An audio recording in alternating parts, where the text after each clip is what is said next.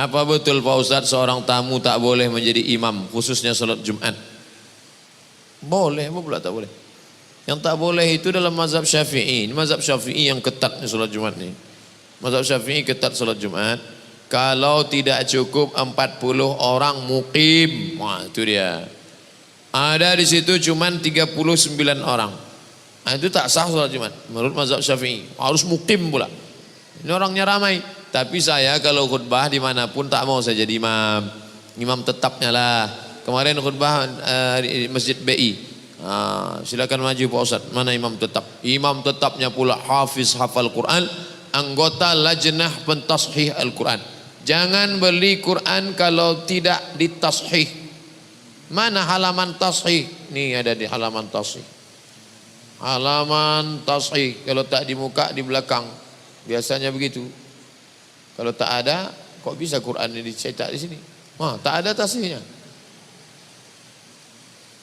Tak ada tasihnya. Tidak ada halaman tasih. Jadi Ustadz Imam BI ini dia anggota pentashih Al-Quran. Dulu kita bangga kita dulu kalau buka Quran. Ada orang Riau di dalam. Siapa dia? Dr. Satria Effendi dari Kabupaten Pelalawan. S1 Universitas Damaskus, S2, S3 Ummul Qura Makkah. Pulang menjadi tim pentashih Al-Quran. Umurnya pendek, meninggal dunia. Ustadz Satria Effendi. Sampai Pangkalan Kerinci, naik sampan, terus arah ke Tanjung Batu. Situlah kampung halaman beliau. Bukan main perjuangan dia sekolah. Naik sampan dari Sungai Kampar ujung sana, terus sampai kemari. Sekolah ke Candung. Bersama Ustadz Bakhtiar Daud. Barulah ke Suriah Damaskus, barulah ke Makkah. Pulang kebanggaan. Di pendek umurnya, barokah hidupnya. Nah, pentashih Al-Quran. Jadi saya persilakan dia hafiz Quran, beliau maju. Saya khotibnya saja. Ramai jamaah, jadi tak perlu kita ragu. Saya mendoakan Ustadz keluarga sehat, dilindungi Allah siang dan malam. Amin. Ada orang mendoakan kita siang aja. Ini siang dan malam. Lailau wa nahara. Apa hukumnya wanita sedang haid masuk masjid? Perempuan haid tak boleh masuk masjid. Perempuan haid tak boleh megang Quran. Tak boleh dimegang Quran. Tak boleh membawa Quran. Tak boleh buka Quran. Tak boleh baca Quran. Tak boleh tawaf. Tak boleh i'tikaf. Tak boleh puasa. Itulah maka masjid-masjid dulu ada terasnya, ada emperannya. Coba tengok Masjid Baitur Rahman Aceh. Ada terasnya. Masjid Raya Al-Masun Medan dekat Istana Maimun ada terasnya. Masjid Sahabuddin Siak ada. Masjid ini dulu yang bangunan tua dulu. Sebab pejamkan mata bayangkan balik masjid tua dulu. Nampak saya terasnya. Ada depan. Ada terasnya dulu. Itu makanya arsitek yang bangun itu mesti paham fikih. Maka perempuan di teras itu dia duduk. Membaca Quran Pak Ustaz, mengulangi bacaan boleh. Ada ibu-ibu anak gadis hafal Quran 30 juz. Satu hari mesti diulang 2 juz. Kalau tak diulang lupa. 7 hari dia berhalangan, maaf cakap, maka 14 juz ulang. Cara ngulangnya diam aja. Kalau ada istri bapak diam aja, itu ngulang bacaan Quran.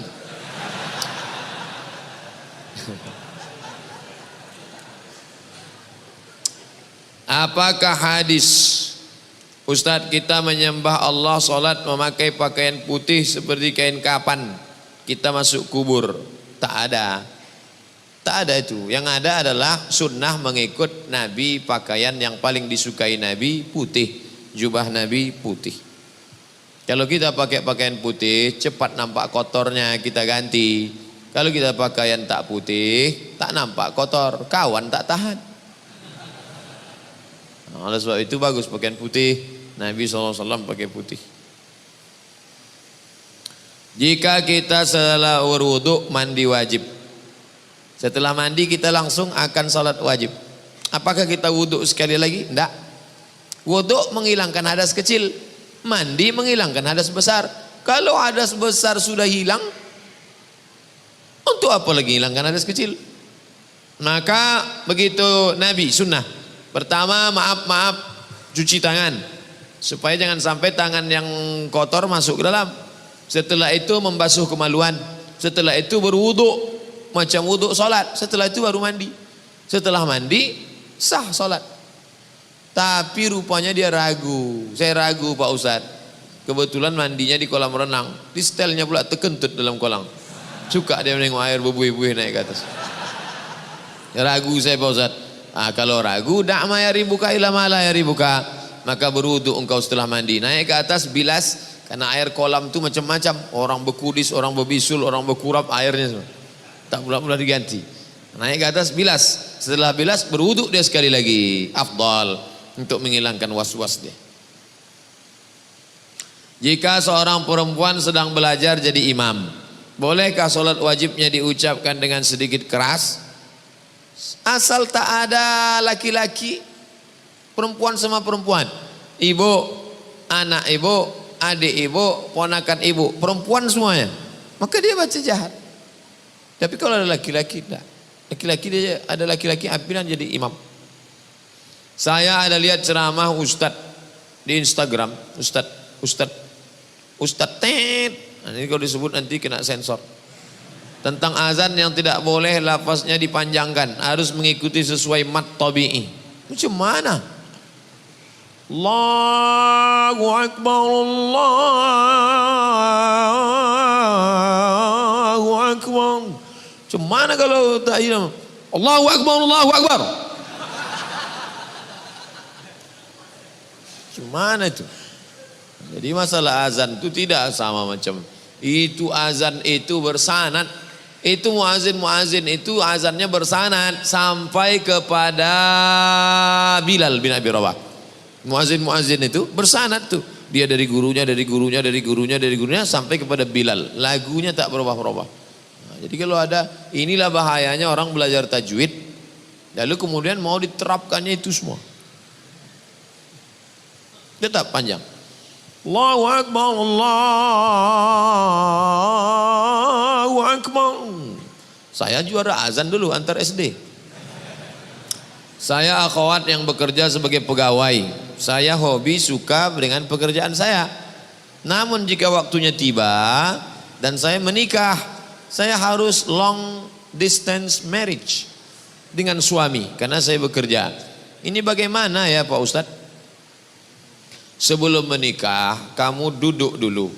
Jangan nanti kata si suami, aku nikah sama engkau kan setelah engkau 23 tahun. Dulu kau disekolahkan bapakmu, SMP, SMA, kuliah, duitnya sudah banyak. Nanti kalau kusuruh kau berhenti kerja, bapakmu marah. Tapi sementara anak-anak ini usia emas, golden age, 2 tahun pertama susukan, peluk cium, sayang-sayang. 2 tahun kedua lari-lari, lompat-lompat, main-main. 2 tahun ketiga baca surat pendek, baca ayat pendek, baca doa-doa. Tahun ke-7 matanglah dia sudah. Jadi kalau selama 7 tahun ini op dulu, nanti habis itu baru. Mau tak? Kau tetap kerja, tapi nanti akhirnya kau sambut dia pulang. Anak, dia lari rupanya kepelukan pembantu. Wah, jangan sampai dia demam. Yang dipanggilnya demam bukan mama, mbok gitu. Mau tak? Sudah putus hubungan gara-gara 6 tahun. Nah, itu dari awal harus sudah ada MOU, Memorandum of Understanding between me and you. Jangan tak jelas. Pacaran 2 tahun tak tentu arah. Yang dibicarakan duduk. Gimana kabar status Instagram hari ini ya? Tak jelas. Pendek, singkat tapi jelas. Jangan tak tentu arah. Tak ada pacaran-pacaran tuh. Ketika bercampur baur wanita dan pria, namun tak ada niat, tak ada nafsu, hanya sebatas teman. Bagaimana hubungan pertemanan seperti ini Ustaz? Tak ada ini. Mana pula tak bernafsu? Mana ada orang tak bernafsu? Anak-anak muda tak bernafsu. Kami yang tua-tua ni aja bernafsu. Apalagi kalian muda. Tak ada tu. Kami berteman aja Pak Ustaz. Tak ada. TTN itu. Teman tapi nafsu. La tattabi'u khutuwatis syaitan.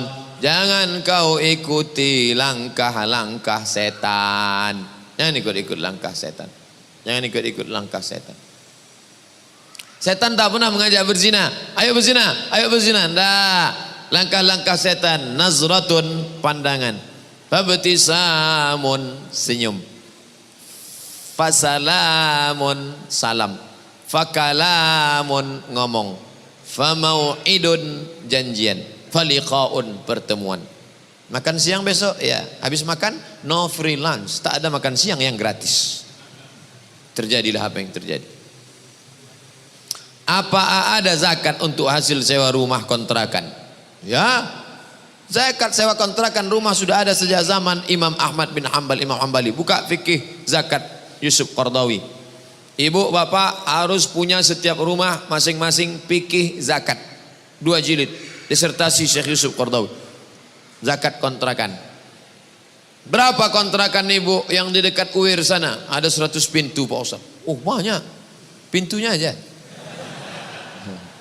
100 pintu, pakai keramik, pakai AC, kamar mandi dalam. Satu kamarnya berapa? 1 juta. 100 pintu 100 juta. Setiap bulan 100 juta. Berapa zakatnya? 2,5 juta. Keluarkan 2,5 juta.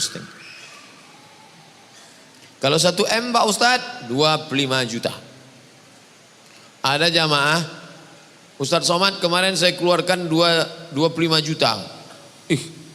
25 juta berarti harta bapak 1 M. Enggak, pendapatan saya cuma 300. Oh bapak salah hitung. Mestinya kalau 300 7,5 juta. 7,5 juta. Kenapa dikeluarkan 25? Saya mau mancing Pak Ustadz.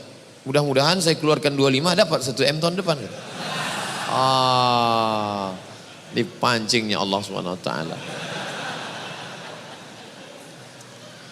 Apakah Sayyidatuna Aisyah, apakah Aisyah itu memakai cadar? Apakah istri-istri Nabi itu? Ya. Ya ayyuhan nabi, wahai nabi, qul li azwajika, katakan kepada istrimu, wa banatika, kepada anak-anak perempuanmu, wa nisa'il mu'minin, kepada perempuan yang beriman, yudnina alaihinna min jalabibihin, hendaklah mereka menurunkan kain panjang mereka. Bagaimana caranya? Ditarik kain panjang, tertutup mata kiri, yang terbuka mata kanan waktu mau keluar rumah. Begitu mereka zaman dulu. Hampir 20 hadis yang menyebutkan mereka menutup muka, yang nampak cuma mata, menutup muka.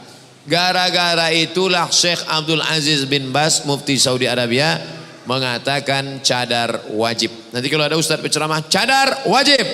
Gara-gara hadis banyak tentang menutup wajah. Tapi Syekh Albani mengatakan ada hadis-hadis lain yang mengatakan bahwa ada juga zaman itu perempuan yang wajahnya nampak. Nah, maka saya condong kepada yang pendapat kedua, cadar tak wajib. Cadar hanya mustahab, anjuran. Kalaulah cadar itu wajib, berarti lawan daripada wajib haram. Haram ibu-ibu menampakkan wajah. Nah, oleh sebab itu maka yang bercadar silakan bercadar. Mahasiswi-mahasiswi saja yang bercadar silakan bercadar. Yang tak mau bercadar tak usah berkelahi antara bercadar tak bercadar. Kalau berkelahi antara yang bercadar dengan yang tak bercadar, maka yang bertawa yang buka jilbab. Tersinggung lagi, payah.